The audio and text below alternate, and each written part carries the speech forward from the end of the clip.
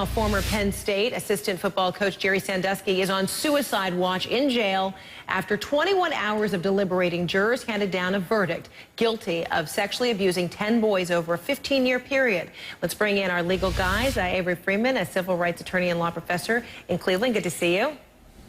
Hi, Frederica. Hello. And Richard Herman, a New York criminal defense attorney and law professor, joining us from Las Vegas. Good to see you as well.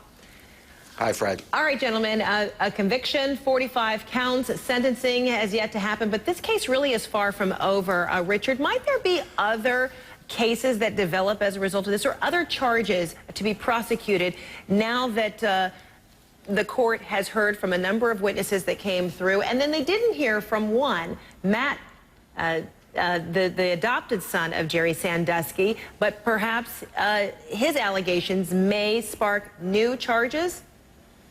They could very well spark new criminal charges against Sandusky, and if they do, I would hope they would bring in Dottie also as a co-defendant and an accomplice. And that's but in his any wife. event, Fred, that's his wife. But it's very interesting, this Matt Sandusky, because this is the alleged reason they did not put Jerry Sandusky on the witness stand. They feared that as a rebuttal witness, the government would call Matt Sandusky, who would, after all this time saying, no, my father never touched me, he never touched me, now all of a sudden he was going to get on the stand and say, yes, I was molested. Woman for all these years saw these young boys in her house, in the basement, on the road, in hotel rooms with her husband. Come on, she had to have known what was going on. And just one thing, Fred, we have to step back for a moment.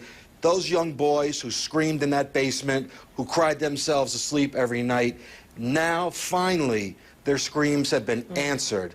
This serial pedophile animal is going to die in prison, where it should be. No doubt about it, but there was no evidence at the trial, that Dottie, none of these victims except testified one of the alleged witnesses, that Mrs. Sandusky testified. Do I recall this properly, that one of the alleged victims did say that he was screaming in the basement and he thought that his screams would be answered by the wife, Dottie, who was upstairs? Absolutely. Yeah, that's the assumption. That's the assumption. Yeah. Well, okay. that's the evidence. I just don't buy it.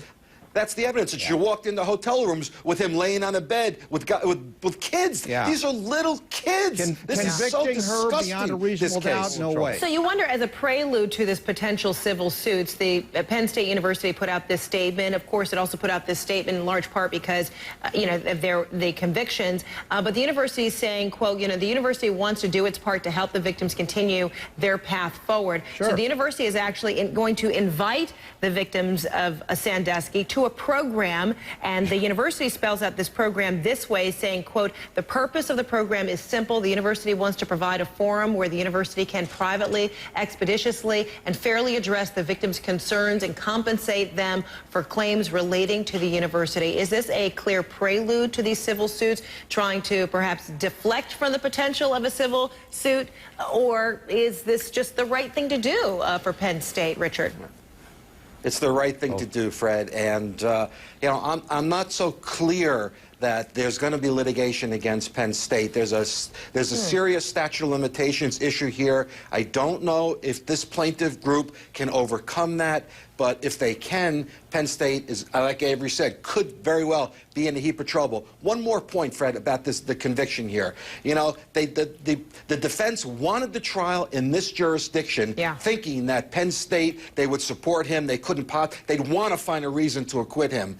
But I think in the end, after all the gruesome and devastating testimony that came out, in addition, in the back of the minds of some of those jurors, they had to have been thinking, this was the guy that took down Joe Paterno. This is the guy. We can't trust him. We're going to go after him. And I think that's another component, one of the components that went into this flash verdict. That's a very fair statement.